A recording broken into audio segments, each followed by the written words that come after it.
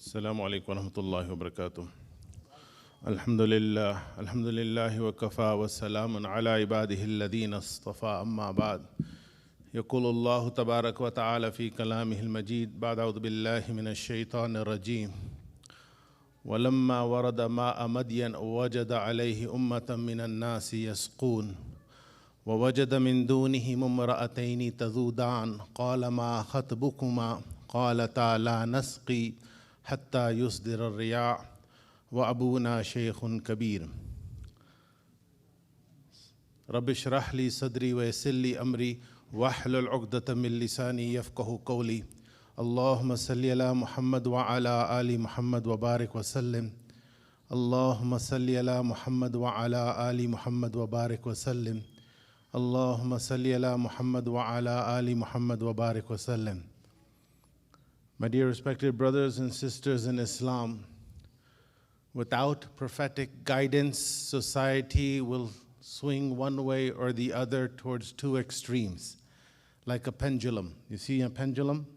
It swings one way, all the way to the right, and then it swings all the way to the left, never in the middle. It doesn't stop in the middle. Either goes to the right or to the left. And societies will move in one of these two directions, in one of these two extremes, because they don't have prophetic guidance. And you can see that play out in many areas. For example, when it comes to divorce, there was a time in this country where women had no rights, zero rights when it came to divorce. They were left out to fend for themselves in the street, homeless. But then the pendulum swung in the other direction, too many rights, right? There's no moderation, there's no balance. One of those very simple but at the same time critical issues is the roles and responsibilities of the gender, of each of the two genders.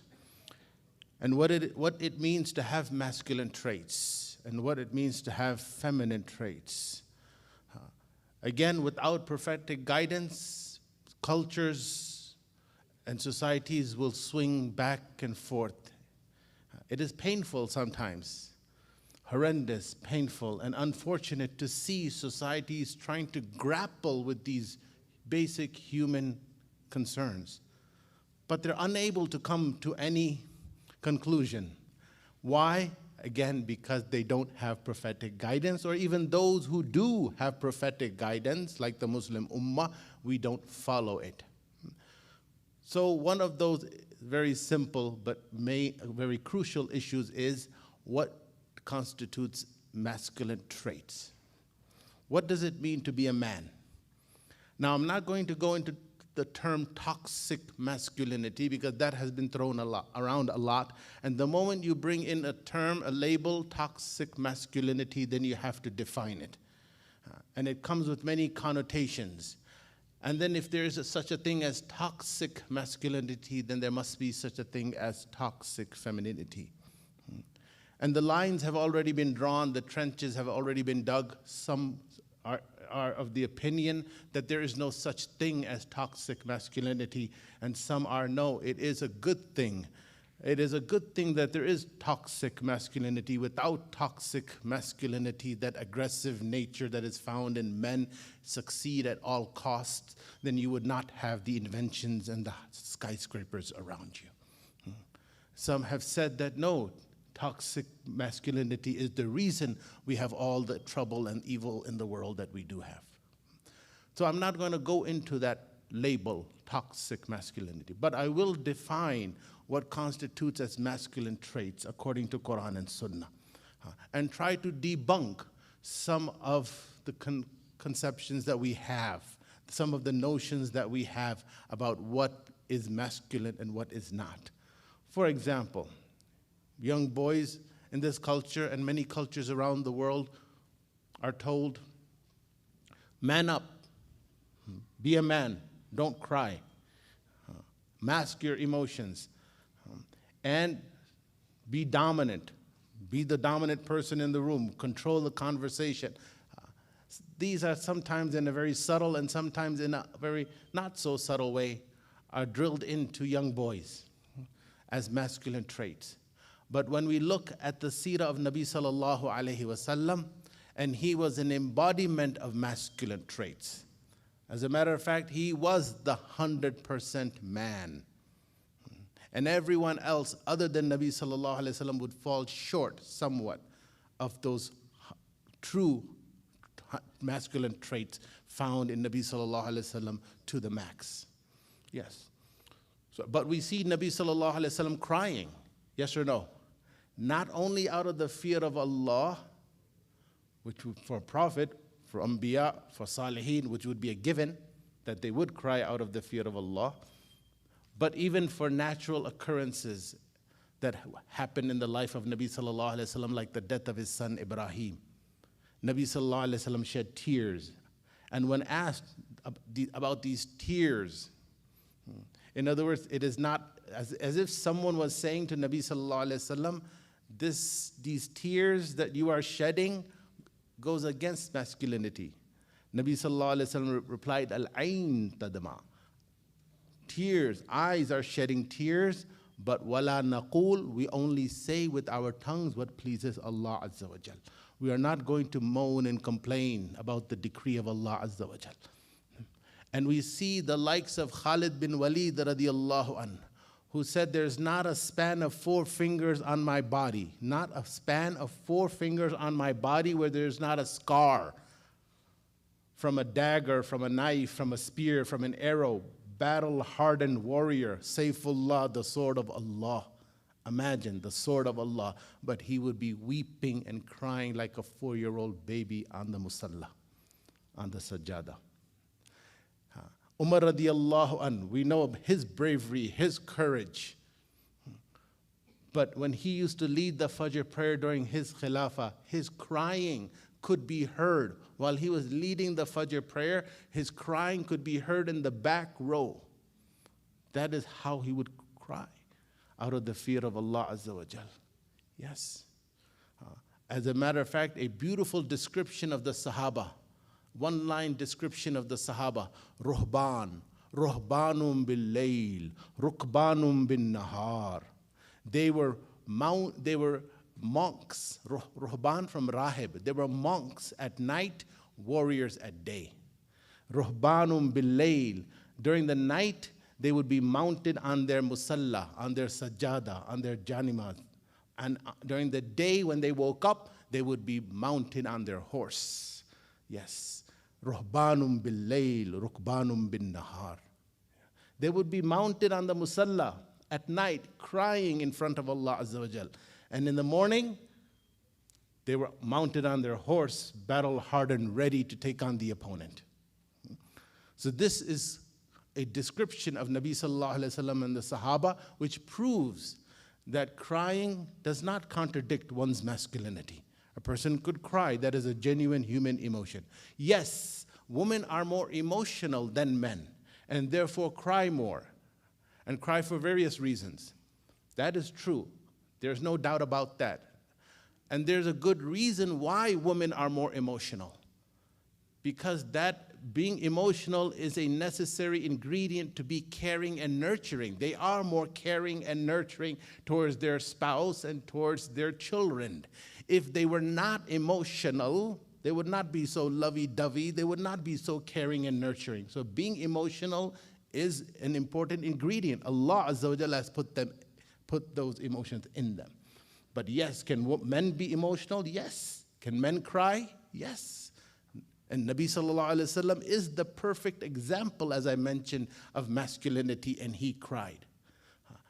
Can men express their vulnerability? Yes.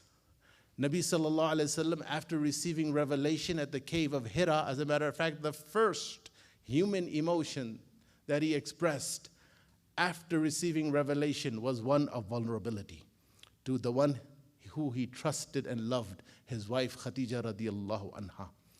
He came running and fell into her arms and expressed how fearful he was. And she consoled him. And she consoled him and said, don't fear, la yukhzik Allahu abada. Allah will never disgrace you. Allah will never humiliate you. Are men to always mask their emotions and not show empathy? No. We see Nabi sallallahu alaihi wasallam kissing children on the forehead, on the head. And one man, as if this contradicted masculinity, that discussion of what it means to be a man and masculine traits and toxic masculinity is taking place in 2025, and it's also taking place during the time of Nabi sallallahu alaihi wasallam. Because this man, he said, as if it was a sign of macho-ness, I have 10 children, li ashara, and I have never kissed one of them. He was thinking this was a sign of what? Masculinity, to be a man. Be a man. Don't express your emotions. And Nabi sallallahu alaihi wasallam replied, what can I do if Allah has taken mercy out of your heart? Yes. Nabi sallallahu alaihi wasallam is showing empathy towards children. And one of many incidents, we are well aware of the seerah. One of the most favorite is Nabi sallallahu alaihi wasallam going for Eid prayer, and there's a young boy with his head buried in his hands, crying. And Nabi sallallahu alaihi wasallam stopped and said to the Sahaba, you carry on. And said to this boy, what's wrong? And he said, my father was killed, shaheed, in the battle of Uhud. I see children holding the hand of their father going for Eid prayer, and I don't have a father. Nabi sallallahu alaihi wasallam took him home, this orphan, and he gave this boy to Fatima radiallahu anha and said, bathe him and give him clothes to wear. And his age was the same as the age of Hassan and Hussein, so the clothes fit. And he wore these clothes. And then Nabi sallallahu alaihi wasallam brought him and said, how would you like if Muhammad is your father and Aisha is your mother? And had him sit for the whole entire Eid prayer. They said every child that day wished that they were an orphan. That is the empathy that Nabi sallallahu alaihi wasallam displayed towards others. Yes, so it does not go against one's masculinity to display your empathy, your emotions, your vulnerability. It's not, again, some people think to show your anger and to retaliate and take revenge is a sign of masculinity. Nabi sallallahu alaihi wasallam debunked that by a very simple hadith. لَيْسَ الشَّدِيدُ بِالسُّرْعَةِ إِنَّمَا الشَّدِيدُ مَنْ يَمْلِكُ نَفْسَهُ عِنْدَ الْغَضَبِ. That a warrior, a bodybuilder, is not someone who can topple his opponent. Those MMA fights in the octagon that we see. Nabi sallallahu alaihi wasallam is describing who is the strong one, who is the strong person, not the one who can topple his opponent. But إِنَّمَا الشَّدِيدُ مَنْ يَمْلِكُ نَفْسَهُ عِنْدَ الْغَضَبِ, the one who can control his anger. So to be a man is not to flare up and get angry, but to control your anger. To control your anger is a sign of masculinity. Yes. So what is it to be a man? We look at the seerah of Nabi sallallahu alaihi wasallam. Yes. And there are many verses in the Quran that describe masculine traits. The verse that comes to mind is the one in which Musa alayhi salam, he left Egypt. And why did he leave Egypt? فَوَقَزَ مُوسَى فَقَضَى عَلَيْهِ. Musa alayhi salam punched the Qibti, the Coptic Egyptian, and not knowing his own strength, because a prophet is strong. Talk about strong, going to the gym. A prophet is strong. He's not weak physically. So Musa alayhi salam, not realizing his own strength, punched this person to help the mazloom, to help the oppressed, and not accidentally, not knowing his own strength, killed the person. That is how strong Musa alayhi salam is. On one hand, that is how strong he is. But on the other hand, few weeks later, maybe a few months later at the most, he arrives in Madian, and Quran describes that incident. What does he do? وَلَمَّا وَرَدَ مَاءَ مَدِيَنَ. When he came to Madain, the well of Madian, وَجَدَ عَلَيْهِ أُمَّةً مِّنَ النَّاسِ يَسْقُونَ. He found a group of people pulling water out from the well.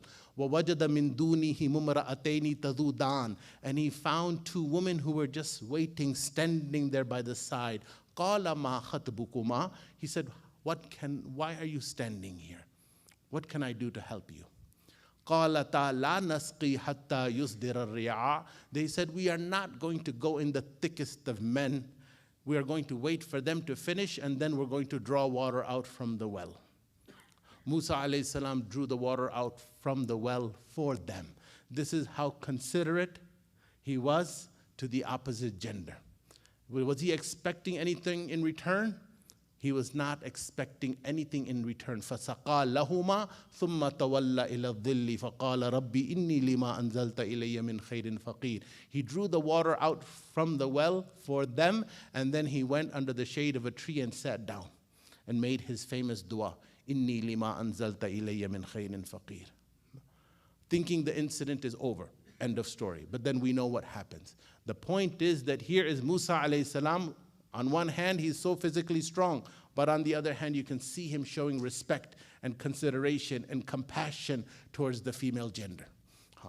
Nabi sallallahu alayhi wasallam in a hadith, very beautiful hadith in Bukhari, narrated by Anas radiyallahu anh, sawwaqun yasuku bihin ismuhu anjasha. There was a camel driver, camel herder, and he would take the rope of the camels and herd the camels. And as you have a sound that is made here to make a horse go faster, there was probably some sounds that were made to make the camel go faster. So he was making the camels go at a fast pace. And Nabi sallallahu alayhi wasallam said, "Wayhaka ya anjasha, wayhaka ya anjasha, ruwaida sawqaka bil qawarir." Slow down, easy, easy, easy, slow down, because on these camels are fragile glass. Why? Why did Nabi sallallahu alayhi wasallam make this comment to Anjasha, asking him to slow down? Because at the pace that he was going, the ride would be very bumpy and it would be very uncomfortable for the women who were on those camels. So out of consideration for those women, Nabi sallallahu alayhi wasallam is telling Anjasha, slow down, slow down, slow down. Think as if you are carrying fragile glass. If you are carrying fragile glass, then you move at a slower pace and you're far more careful. This is Nabi sallallahu alayhi wasallam displaying consideration and compassion towards the female gender, respect for the female gender. So what does it mean to be a man? What does it mean to put a cigar in your mouth and drive a sports car? What does it mean to be a man? Quran describes rijalun la tulhihim tijaratun wala bay'un an dhikrillah. Here Allah is not describing what it means to be a man biologically. Right? We know the definition of what a biological male is. Here Allah is describing a true man. A true man with masculine traits is one who rijal, men, mard, men, la tulhihim tijaratun wala bay'un, buying and selling. The glitter and glamour of this world does not distract them an dhikrillah, from the remembrance of Allah. Wa iqamis salah, and establishing salat, and ita'iz zakat, and paying zakat. Yakhafuna yawman tataqallabu fihi al-absar. They fear, these men, they fear the day in which eyes will be gazing upward, the day of judgment. So these men, they pray salat. If a person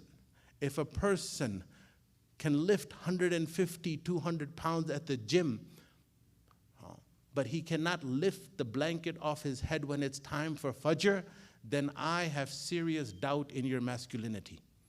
It is a sign of being a man that you obey Allah. It is a sign of being a man that you put Allah first. So if you are truly a man, then you put Allah Azza wa Jal first. You put the commandments of Allah Azza wa Jal first. And these are some of the masculine traits that Allah Azza wa Jal has mentioned in the Quran. May Allah Azza wa Jal help us. May Allah Azza wa Jal give our young men, our young adults, young men, true divine masculine traits. Because there is such a thing as divine masculine traits and divine feminine traits. May Allah Azza wa Jal embody our men, our young men with masculine traits. And may Allah Azza wa Jal make them true providers and protectors. Because one is masculine traits and one is the responsibility Allah has given the men. What is the responsibility that Allah has given the men? That is also mentioned clearly in the Quran. Ar-rijalu qawwamuna 'ala an-nisa bima faddala Allahu ba'dahum 'ala ba'd wa bima anfaqu min amwalihim.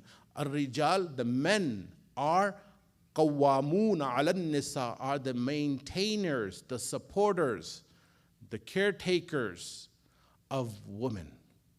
Why? Why are you the caretakers? Why are you the protectors of women?